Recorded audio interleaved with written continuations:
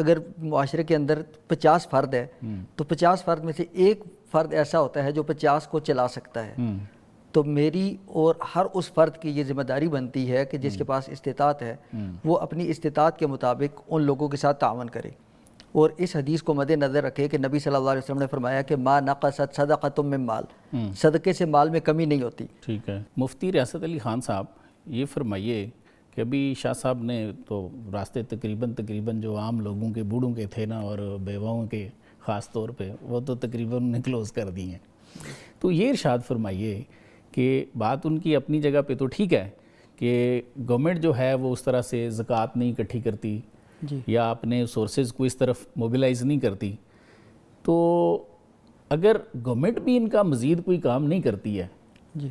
تو یہ اسکیمیں جو ہیں اس پہ جیسے علماء کا آپ کے علاوہ بھی ظاہر لوگوں سے بات ہوتی ہے، وہ تقریباً سب کا یہی فتویٰ ہے اس پہ کہ جی یہ ساری اسکیمیں حرام ہیں، ٹھیک ہے، تو اگر یہ بھی ساری حرام ہو جائیں اور گورنمنٹ بھی اس کے لیے کچھ نہ کرے تو آپ کے جو سینئر سٹیزنز ہیں یا بیوہ خواتین ہیں ان کا ہم نے کیا کرنا ہے؟ ان کی کیا اس میں اسٹیٹ کی تو وہ ریسپانسبلٹی ہے، اب اسٹیٹ نہیں کر رہی ہے،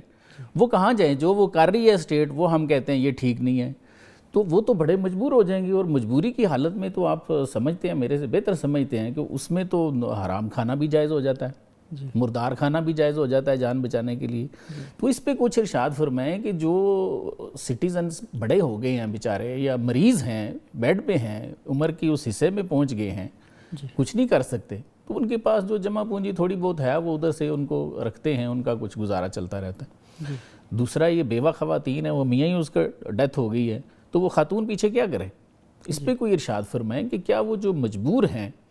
ان کے لیے اس کی کوئی صورتحال جائز ہونے کی نکل سکتی ہے؟ کیا ارشاد فرماتے ہیں؟ جی، اس میں تو سب سے پہلے ذمہ داری گورنمنٹ کی ہے کہ گورنمنٹ جو ہے وہ ایسے لوگوں کی ضرورت کو پورا کرے، لیکن اگر گورنمنٹ اس ضرورت کو پورا نہیں کر سکتی تو ہم میں سے ہر فرد کی یہ ذمہ داری بنتی ہے کہ یہ واعظ و نصیحت ہم نے دوسروں کو دینے کے لیے رکھا ہوتا ہے، اپنے لیے نہیں۔ تو ہر معاشرے کے اندر اگر آپ دیکھتے ہیں، ہر معاشرے میں اگر معاشرے کے اندر 50 فرد ہے تو 50 فرد میں سے ایک فرد ایسا ہوتا ہے جو 50 کو چلا سکتا ہے، تو میری اور ہر اس فرد کی یہ ذمہ داری بنتی ہے کہ جس کے پاس استطاعت ہے وہ اپنی استطاعت کے مطابق ان لوگوں کے ساتھ تعاون کرے، اور اس حدیث کو مد نظر رکھے کہ نبی صلی اللہ علیہ وسلم نے فرمایا کہ ما نقصت صدقۃ من مال، صدقے سے مال میں کمی نہیں ہوتی۔ ظاہری طور پہ ہم دیکھتے ہیں کہ میرے پاس 10 روپے ہیں، 5 روپے میں نے دے دیے تو پیچھے کتنے بچ جائیں گے؟ 5 روپے۔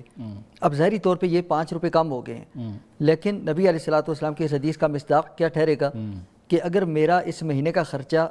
وہ 12,000 تھا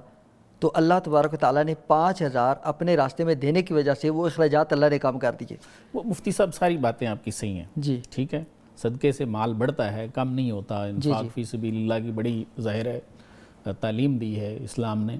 سوال یہ ہے بیسیکلی کہ وہ جو لوگ ہیں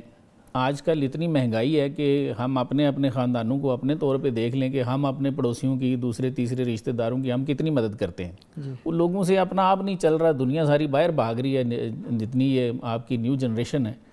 تو بڑے تنگ ہیں لوگ، تو ایسے حالات میں جب آپ بھی ان کی مدد نہیں کرتے، اڑوسی پڑوسی جو ہیں، گورنمنٹ والی چیزیں جو ہیں وہ بین ہو جاتی ہیں ہمارے لوگوں کے فتوے سے، وہ لوگ کہاں جائیں؟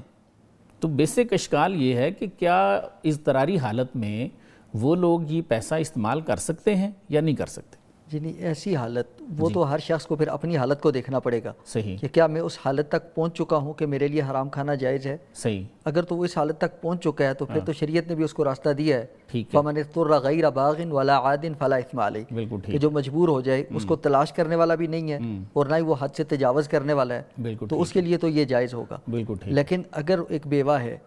وہ کسی جگہ سے اس کی صورتحال بن سکتی ہے کہ کسی جگہ سے قرض لے کے کوئی سلائی کا کاروبار کر لے، کوئی چھوٹا موٹا کاروبار، کسی کاروبار میں پیسے لگا کے وہ نظام چلا سکتی ہے، تو جتنی حد تک ممکن ہے اس کو بچنا چاہیے۔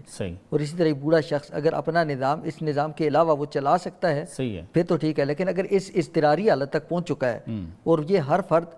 بل الانسان علی نفسہ بصیرہ ولو القی معاذیرہ، کہ انسان اپنے بارے میں زیادہ بہتر جانتا ہوتا ہے، اگرچہ وہ عذر پیش کرتا رہے